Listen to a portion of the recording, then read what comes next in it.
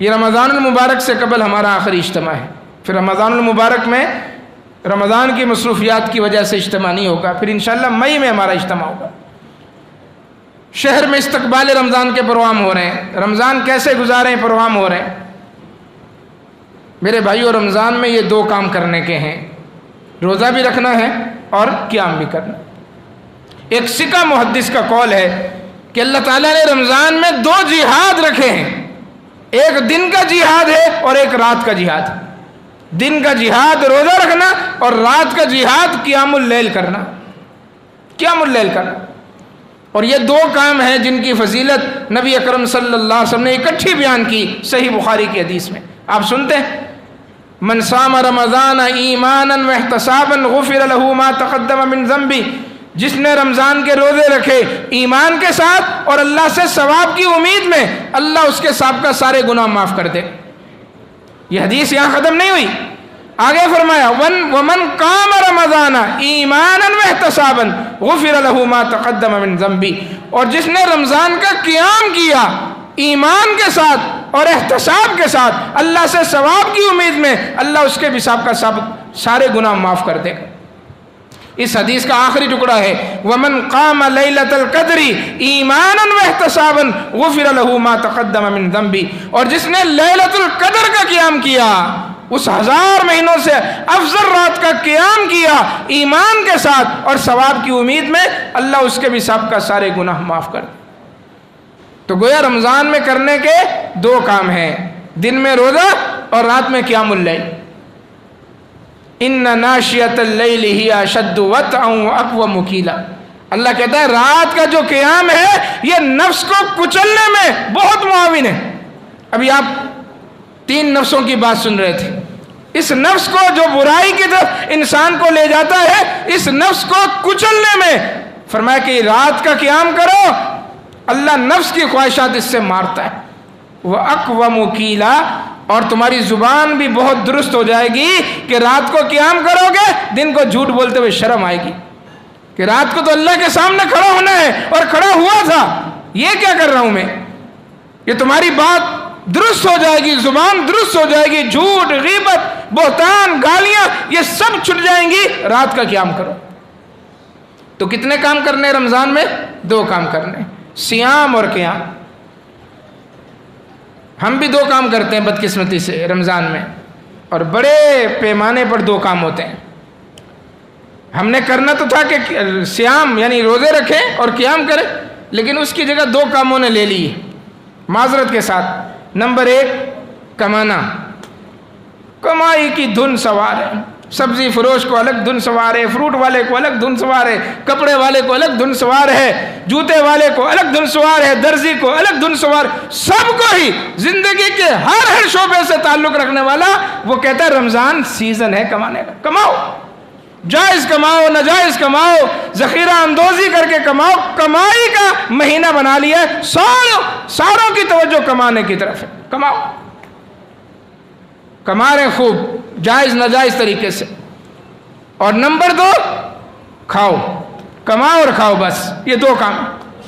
یہ سحری کی لمبی لسٹ ہے، سحری میں کیا کھانا ہے، سحری میں کیا کھانا ہے۔ گھر میں جو خواتینیں پریشان ہیں بیچاری، ایک کہتا ہے گھر والا مجھے پراٹھا چاہیے سحری میں، اس کے لیے پراٹھا بنانا ہے۔ دوسرا کہتا ہے نہیں مجھے پراٹھا اچھا نہیں لگتا، میں روٹی کھاؤں گا، اس کے لیے روٹی بنانی۔ تیسرا کہتا ہے نہیں میں نے سحری میں کھجلا پھینی کھانی، کھجلا پھینی، نام دیکھیں کھجلا پھینی، یہ کیا چیز ہے کھجلا پھینی؟ یہ کوئی بہت طاقتور غذا ہے، بہت اچھی چیز ہے، بہت معیاری چیز ہے۔ اگر یہ بہت اچھی چیز ہے، بہت معیاری چیز ہے، بہت طاقتور چیز ہے، تو سال کے 11 مہینے کہاں ہوتی؟ رمضان میں کیوں آتی یہ چیز کھجلا پھینی؟ تیسرا کہتا نہیں میں تو دہی کے ساتھ روٹی کھاؤں گا، مجھے دہی چاہیے۔ چوتھا کہتا نہیں مجھ سے تو دہی نہیں کھایا جائے گا، میں تو سالن روٹی کھاؤں گا۔ اور وہ خاتون گھر کی وہ پریشان ہے کہ میں نے اس کے لیے پراٹھا بنانا ہے، اس کے لیے دال بنانی ہے، اس کے لیے قورمہ بنانا ہے، وہ کہتا مجھے دہی چاہیے۔ سحری کی الگ ایک عجیب یعنی دسترخوان وسیع ہو رہا ہے، اور شام افطاری سب کو فکر ہے، رنگ برنگے شربت، لال رنگ کا کسی کو چاہیے، کسی کو ہرے رنگ کا چاہیے، کسی کو نیلے رنگ کا چاہیے، کسی کو پیلے رنگ کا چاہیے، یعنی شربت تو ایسا لوازمہ بن گیا ہے کہ یہ جز ہے جس کے بغیر افطار ہوگا ہی نہیں، شربت لازمی. اور اس کے بعد سموسہ پکوڑا، اس کے بعد چاٹ کی بھی کئی قسمیں، اور افطاری پر یہ دسترخوان وسیع ہے، سب کو فکر ہے. گھر کی خواتین کو جہنم میں جھونکا ہوا ہم نے رمضان کے مہینے میں کہ ہمارے لیے شام کو یہ چیزیں ہونی چاہیے، لازمی ہیں. وہ بیچاری صبح سے کچن میں گھسی ہوئی. اس نے کیا ظلم کیا بیچاری نے کہ آپ نے فرمائشوں کا انبار لگا دیا اس کے سر پہ. وہ سب کے لیے بنا رہی ہے، سب کے لیے بنا رہی ہے. اللہ کے بندو، نہ یہ کمانے کا مہینہ نہ یہ کھانے کا مہینہ، یہ تو صبر کا مہینہ تھا، صبر کا مہینہ تھا. ہم کس طرف نکل پڑے؟ ہم نے کیا یہ اپنے بچوں کو، آنے والی نسلوں کو کیا ذہن دے دیا؟ رمضان کھانے کا مہینہ، اور پھر آگے جو اعتکاف ہوتا ہے وہ تو کاروبار بن گیا. اعتکاف کہاں اعتکاف کرنا ہے؟ اس علاقے میں نہیں کرنا، یہاں کھانا اچھا نہیں آتا، وہاں فلاں جگہ جا کے کریں گے، وہاں بہت اچھا پکوان ہے. لسٹیں بنتی ہیں باقاعدہ. 3000 4000 5000 کا ریٹ چل رہا تھا پچھلے سال اعتکاف کا، اور وہ باقاعدہ لسٹوں میں نہیں ہوتا جی پہلے دن آپ کو کھانے میں یہ ملے گا، افطاری میں یہ ملے گا، سحری میں یہ ملے گا. کاروبار بن گیا. رمضان جو ہماری تربیت کا مہینہ تھا اس کو ہم نے کھانے اور پینے کا مہینہ بنا لیا، کمانے کا مہینہ بنا لیا. آپ اہل الحدیث ہیں، اللہ کے نبی کی سنتوں پر عمل کرنے والے ہیں. لاؤ تلاش کرو یہاں سحری کی سنتیں، لاؤ یہاں پر افطاری کی سنتیں. روزہ سنت کے مطابق رکھیں، روزہ سنت کے مطابق افطار کریں. جاؤ تلاش کرو حدیثوں کو، صحیح بخاری مسلم صحیح ستہ مسانید معاجم اور جتنی بھی حدیث کی کتابیں ہیں، جاؤ تلاش کرو کہ اللہ کے نبی سحری میں کیا کرتے تھے، افطاری میں کیا کرتے تھے. اللہ کی قسم آپ کو کوئی ایسی حدیث نہیں ملے گی کہ رسول اللہ صلی اللہ علیہ وسلم الگ سے سحری یا افطاری کے لیے کوئی پکوان بناتے تھے، الگ سے کوئی پکوان بناتے تھے. اللہ کے نبی کی سحری کیا تھی، اللہ کے نبی کی افطاری کیا تھی؟ تلاش کریں. سنت ہے نا، روزہ رکھنا بھی سنت، سحری سنت کے مطابق، افطاری سنت کے مطابق. سحری کیا تھی؟ نبی اکرم صلی اللہ علیہ وسلم نے 11 ازواج مطہرات حیات تھی، ٹوٹل 13 تھی، 9 بعض نے کہا حیات تھی. بتائیں ان کے گھروں میں اللہ کے نبی کی سحری کیا پکتی تھی؟ کچھ نہیں. وہی روٹین کی اللہ کے نبی صلی اللہ علیہ وسلم کی عادت جو سال کے 11 مہینے کھاتے تھے وہی رمضان میں کھاتے تھے. فرمائشیں نہیں ہوتی تھی کہ آج سحری میں یہ ہو، افطاری میں یہ. نعم السحور المؤمن التمر، اللہ کے نبی نے کہا مومن کی سب سے بہترین سحری کھجور ہے. ہماری تو گلے سے نہیں نیچے اترے گی، اس لیے کہ اتاری نہیں کبھی گلے سے. سحری میں کھجور کیسے کھائیں گے؟ اس کے لیے تو دیسی گھی چاہیے گلا تر کرنے کے لیے، اور تری والا سالن چاہیے، پھر لسی کا گلاس بھی چاہیے. کیسے؟ اللہ اکبر. فرمایا اللہ کے نبی نے کیا؟ سحری، بہترین سحری مومن کی کیا ہے؟ کھجور. اور پورا دن بھوکا پیاسا رہنے کے بعد شام کو آپ کے دسترخوان پہ کوئی رنگ برنگے شربت نہیں ہوتے تھے، لال کالے پیلے نیلے. اللہ کے نبی کس سے افطاری کرتے تھے؟ وہی جو آپ نے سحری میں کھائی ہے وہی افطاری میں کھجور.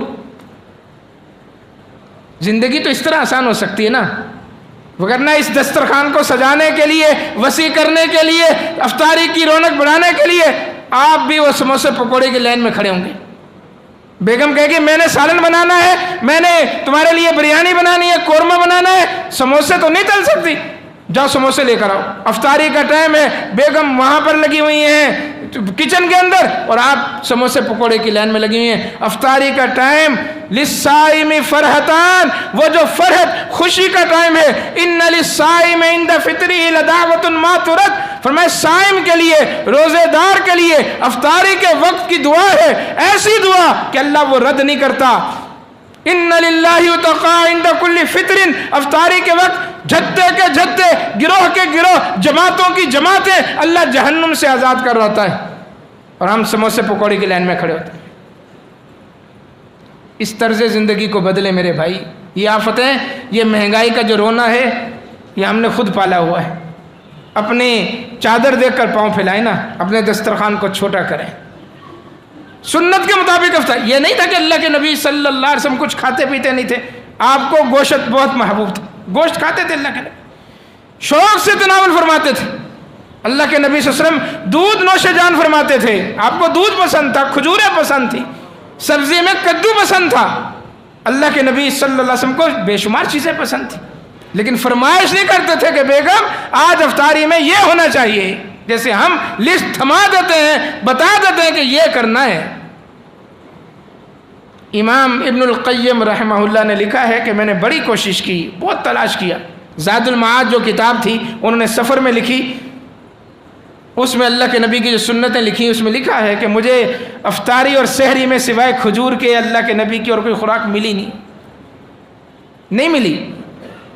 کھجور ہی اللہ کے نبی صلی اللہ علیہ وسلم کھاتے تھے. اور پھر لکھا ہے کہ اتنی یہ زود ہضم طاقتور چیز ہے کہ شاید دنیا میں کوئی اور غذا ایسی ہو, کوئی اور پھل ایسا ہو جو اس قدر اپنے اندر وٹامنز اور طاقت لیے ہوئے ہو جو اللہ نے کھجور کے اندر پیدا کی. ہم افطاری میں کولڈ ڈرنک پئیں گے, 7 اپ, کوکا کولا. SIUT کے جو ڈاکٹر ہیں بیچارے وہ کہہ کر تھک گئے, اپیلیں کر کے کہ یہ افطاری کے وقت کولڈ ڈرنک پینا زہر ہے, زہر, گردے پھیل کر دے گا آپ کے. سارا دن کے جو خشک گرزے ہیں اس میں آپ زہر ڈال رہے ہو. لیکن مجال ہے یہاں سے نکل جائیں آپ. وہ سرجانی کا آخری کونا ادھر شاہ لطیف ٹاؤن, سڑکوں پہ لے کر لوگ بیچ رہے ہوتے ہیں, ہاں سڑکوں پہ. میرے بھائی سادہ افطاری کریں, سنت کے مطابق کریں, نہ گھر والوں کو پریشان کریں. عورتوں نے کیا ظلم کیا ہے کہ آپ سارا دن ان کو کچن کے اندر مصروف رکھتے ہیں. ان کا بھی تو یہ مہینہ انہوں نے بھی تو ثواب کمانا ہے, یا انہوں نے صرف آپ کی خدمت کرنی. عورتیں بھی اپنے گھر کے مردوں کو سمجھائیں کہ یہ مہینہ بیجا فرمائشیں کرنے کا مہینہ نہیں ہے. جو سال بھر پکتا رہا ہے وہ پکتا رہے گا, دال بھی پکے گی, اس میں سبزی بھی پکے گی. فرمائشیں نہ کریں, ہمیں بھی عبادت کرنے دیں. اور گھر کے دسترخوان پر بیٹھ کر افطاری کے وقت دعائیں کریں, سادہ افطاری کریں. نہیں تو مسجد میں آ جائیں, مسجد میں افطاری کریں. اللہ اکبر. ایک اور ٹرینڈ چل نکلا ہے افطاری سڑکوں کے اوپر. لوگ فٹافٹ سڑکوں کے اوپر جو ٹیبل لگا کر, دسترخوان لگا کر, یہ لائن لگی ہوتی ہے. اب سڑکوں پہ کھڑے ہو کر افطاری کون کرے گا؟ آپ نے کبھی کی افطاری؟ خود کریں گے؟ ابھی خود کریں گے وہاں سڑک کے اوپر کھڑے ہو کر, گٹر کے کنارے کھڑے ہو کر افطاری کریں گے خود. لیکن دوسروں کے لیے انتظام کر رہے ہوتے, اپنا پیسہ ایسے ہی ضائع کر رہے ہوتے. اور افطاری کرنے والے کون ہوں گے؟ وہ ہیرونچی, چرسی, بے نمازی, جنہوں نے روزہ بھی نہیں رکھا ہوگا, وہ آپ کی کمائی کھا رہے ہوں گے. اس سے اچھا تھا کہ مسجد میں لے آتے, مسجد میں دے دیتے. یہاں نمازی تو آتے, یہاں لوگ سنت کے مطابق بیٹھ کر افطاری کرتے, افطاری کے بعد نماز پڑھتے. باہر کس نے نماز پڑھنی ہے؟ افطاری کی, یہ جا وہ جا. کیوں پیسہ اپنا پانی کی طرح بہا رہے ہیں, ضائع کر رہے ہیں؟ علماء سے پوچھیں کہ اس طرح افطاری کرنا صحیح ہے؟ سڑکوں کے اوپر کروانا صحیح ہے؟ سڑکوں کے اوپر اس طرح دسترخوان لگانا, ٹیبل لگانا اور سڑکوں پر چلتے لوگوں کو جوس کے ڈبے دینا افطاری کے نام پر, یہ صحیح ہے؟ کیا کچھ کہا جائے اس موضوع پر, بڑا وسیع موضوع, ٹائم کی قلت ہے. تو میرے بھائی رمضان المبارک کو سنت کے مطابق گزاریں. سنت کیا ہے؟ سحری سادہ کریں, فجر کی نماز باجماعت پڑھیں, نماز کے بعد بیٹھ جائیں, قرآن مجید کی تلاوت کریں, ذکر اذکار کریں. لیکن المیہ ہے کہ ہم رمضان میں دیکھتے ہیں لوگ ادھر سلام پھرتا ہے فجر کی نماز کا, اور لوگ کھڑے ہو کر پیچھے سنتیں پڑھ رہے ہوتے ہیں. المیہ ہے. رمضان میں بھی ان کو پہلے سنتیں پڑھنے کی توفیق نہیں ملتی. میرے بھائی یہ سنتیں بعد میں پڑھی جا سکتی ہیں, جائز ہیں, لیکن ضروری نہیں ہے. یہ پہلے کی جو سنتیں ہیں, فرض سے پہلے کی, کم از کم ایک مہینہ اپنی عادت تو بنائیں کہ فرض سے پہلے سنتیں پڑھیں, اس کے بعد قرآن مجید کی تلاوت کریں, صبر برداشت کے ساتھ, حوصلے کے ساتھ. دیگر نمازیں پڑھیں, ظہر پڑھیں, عصر پڑھیں, قرآن مجید کی تلاوت, ذکر اذکار جاری رکھیں اس میں, اور افطاری سادہ کریں اللہ کے نبی کے طریقے کے مطابق, سنت کے مطابق. اب ہم چونکہ دسترخوان وسیع کر لیا, سجا لیا, یہاں تک بھر کے آ جاتے ہیں, یہاں تک. اب اٹھا نہیں جا رہا, کھڑا نہیں ہوا جا رہا, نماز پڑھنا مشکل ہو گیا, میدا گراں ہو گیا, بھاری ہو گیا.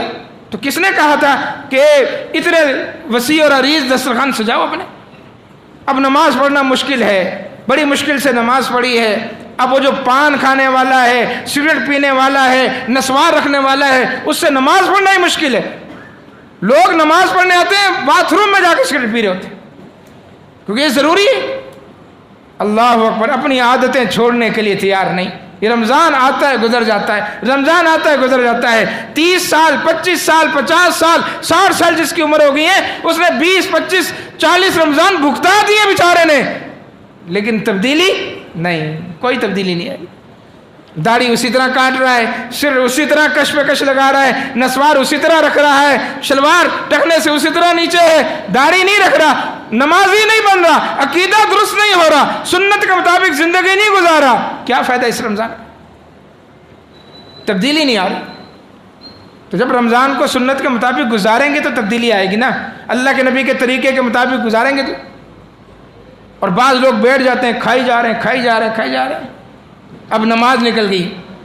اب اس کھانے میں نماز چھوڑ دینا، مغرب کی نماز خاص طور پر، کیا یہ سنت ہے؟ ہرگز نہیں، قطعاً سنت نہیں ہے۔ سنت یہ ہے اللہ کے نبی صلی اللہ علیہ وسلم کا جو طریقہ تھا، آپ کھجور پانی سے افطار کرتے، نماز پڑھتے، اور رات کا کھانا مغرب کی نماز کے بعد تناول فرماتے تھے۔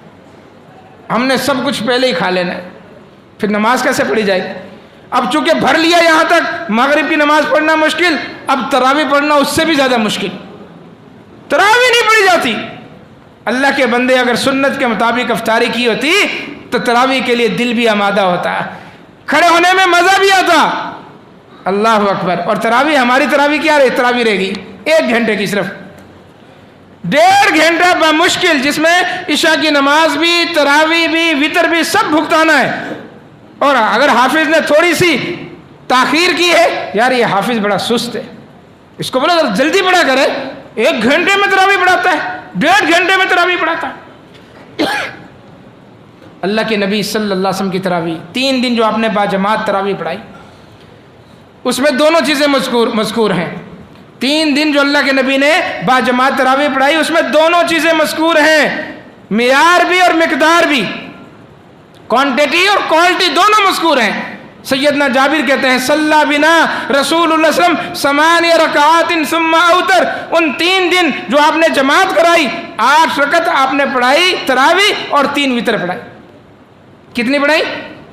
8۔ صحیح ابن حبان کی روایت۔ یہ آگی کوانٹٹی، یہ آگی مقدار کہ 8 رکعت پڑھنی ہے اور 3 وتر پڑھنا ہے، اور معیار بھی ذکر ہے۔ صحابہ سے پوچھا گیا اللہ کے نبی نے 3 دن جو جماعت کرائی وہ کیسی تھی؟